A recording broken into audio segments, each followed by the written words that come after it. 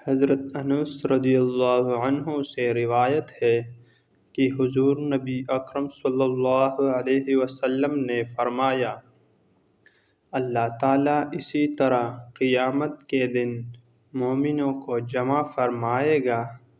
وہ کہیں گے، کاش ہم اپنے رب کے پاس کوئی سفارش لے جاتے تاکہ وہ ہمیں اس حالت سے آرام عطا فرماتا، یعنی انتظار کی زحمت ختم کر کے حساب و کتاب شروع فرما دے۔ چنانچہ سب لوگ حضرت آدم علیہ السلام کے پاس آ کر عرض کریں گے، اے آدم علیہ السلام، کیا آپ لوگوں کا حال نہیں دیکھتے؟ اللہ تعالیٰ نے آپ کو اپنے ہاتھ سے پیدا کیا، آپ کو فرشتوں سے سجدہ کرایا اور آپ کو تمام چیزوں کے نام سکھائے، لہٰذا ہمارے لیے اپنے رب سے سفارش کیجیے تاکہ وہ ہمیں ہماری اس حالت سے آرام عطا فرمائے۔ حضرت آدم علیہ السلام فرمائیں گے، میں اس شفاعت کبریٰ کے لیے نہیں۔ پھر وہ ان کے سامنے اپنی لغزش کا ذکر کریں گے جو ان سے ہوئی، پھر فرمائیں گے، البتہ تم لوگ حضرت نوح علیہ السلام کے پاس جاؤ، کیونکہ وہ پہلے رسول ہے جنہیں اللہ نے زمین والوں کی طرف بھیجا تھا۔ چنانچہ سب حضرت نوح علیہ السلام کے پاس آئیں گے۔ وہ فرمائیں گے، میں اس شفاعت کبریٰ کا اہل نہیں، اور وہ اپنی لغزش یاد کریں گے جو ان سے ہوئی، پھر فرمائیں گے، البتہ تم حضرت ابراہیم علیہ السلام کے پاس جاؤ جو اللہ کے خلیل ہے۔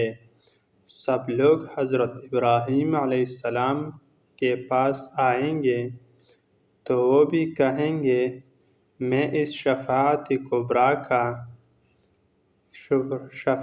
کبریٰ کے لیے نہیں، اور اپنی لغزشوں کا ذکر لوگوں سے کریں گے، البتہ تم لوگ حضرت موسیٰ علیہ السلام کے پاس جاؤ جو اللہ تعالیٰ کے بندے ہیں، اور اللہ تعالیٰ نے انہیں تورات دی تھی اور ان سے کلام کیا تھا۔ سب لوگ حضرت موسیٰ علیہ السلام کے پاس آئیں گے تو وہ فرمائیں گے، میں اس مقام شفاعت کبریٰ پر فائز نہیں ہوں، اور ان کے سامنے اپنی لغزش کا ذکر کریں گے جو ان سے ہوئی۔ وہ فرمائیں گے، البتہ تم لوگ حضرت عیسیٰ علیہ السلام کے پاس جاؤ جو اللہ تعالیٰ کے بندے، اس کے رسول، اس کا کلمہ اور اس کی روح ہے۔ لوگ حضرت عیسیٰ علیہ السلام کے پاس آئیں گے تو وہ کہیں گے، میں بارگاہ الہی میں لب کشائی کے قابل نہیں۔ تم سب لوگ حضرت مصطفیٰ صلی اللہ علیہ وسلم کے پاس جاؤ۔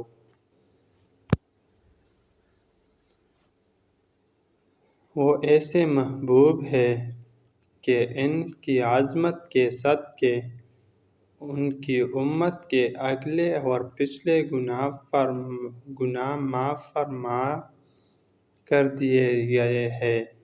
آپ صلی اللہ علیہ وسلم نے فرمایا، چنانچہ لوگ میرے پاس آئیں گے تو میں ان کے ساتھ شفاعت کرنے جاؤں گا اور اپنے رب کی بارگاہ میں شفاعت کرنے رب سے اذن شفاعت چاہوں گا تو مجھے اذن دے دیا جائے گا۔ پھر اپنے رب کو دیکھتے ہی اس کے لیے سجدہ میں گر پڑوں گا، اور اللہ تعالیٰ جتنی دیر چاہے گا اسی حالت میں مجھے رہنے دے گا۔ پھر مجھ سے کہا جائے گا،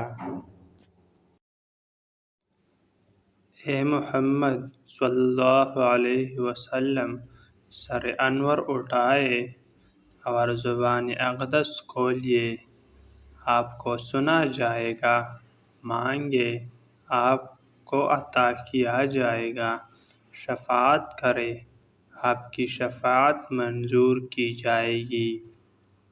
پس میں اپنے رب کی حمد و ثنا ان کلمات حمد سے کروں گا جو وہ مجھے سکھائے گا، پھر میں شفاعت کروں گا، میرے لیے حد مقرر کی جائے گی، تو میں اس کے مطابق لوگوں کو جنت میں داخل کروں گا۔ پھر میں دوسری بار واپس لوٹوں گا اور اپنے رب کو دیکھتے ہی سجدے میں گر جاؤں گا۔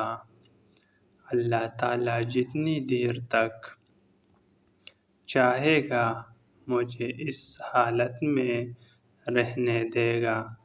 پھر کہا جائے گا، اے محمد صلی اللہ علیہ وسلم، اٹھ کر لب کشائی کرے، آپ کو سنا جائے گا، مانگیے آپ کو دیا جائے گا، شفاعت کرے آپ کی شفاعت قبول کی جائے گی۔ پھر میں اپنے رب کی حمد ان کلمات حمد سے کروں گا جو وہ مجھے سکھائے گا، پھر میں شفاعت کروں گا تو میرے لیے حد مقرر کر دی جائے گی، پس میں انہیں جنت میں داخل کروں گا۔ پھر میں تیسری بار لوٹوں گا تو اپنے رب کو دیکھتے ہی سجدے میں گر جاؤں گا۔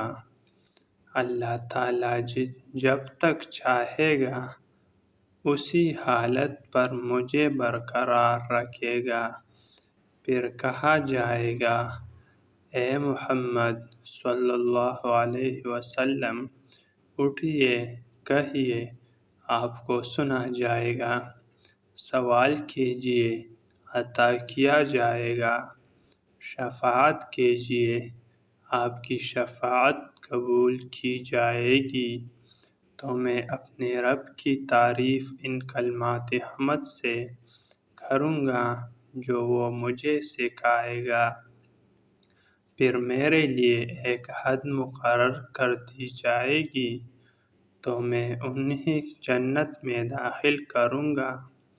پھر میں لوٹ کر عرض کروں گا، اے رب، اب جہنم میں کوئی باقی نہیں رہا سوائے اس کے جسے قرآن نے روک لیا ہے، اور اس پر جہنم میں ہمیشہ رہنا واجب ہو چکا ہے۔ حضور نبی اکرم صلی اللہ علیہ وسلم نے فرمایا، جہنم سے وہ نکل آئیں گے جس نے لا الہ الا اللہ کا اقرار کیا ہوگا اور اس کے دل میں جو کہ دانے کے برابر بھی خیر ہوگی۔ پھر جہنم سے وہ بھی نکل آئے گا جس نے لا الہ الا اللہ کہا ہوگا اور اس کے دل میں گیہوں کے وزن کے برابر بھی خیر ہوگی۔ پھر جہنم سے وہ بھی نکلے گا جس نے لا الہ الا اللہ کا اقرار کیا ہوگا اور اس کے دل میں ذرہ برابر بھی خیر ہوگی، یعنی ایمان ہوگی۔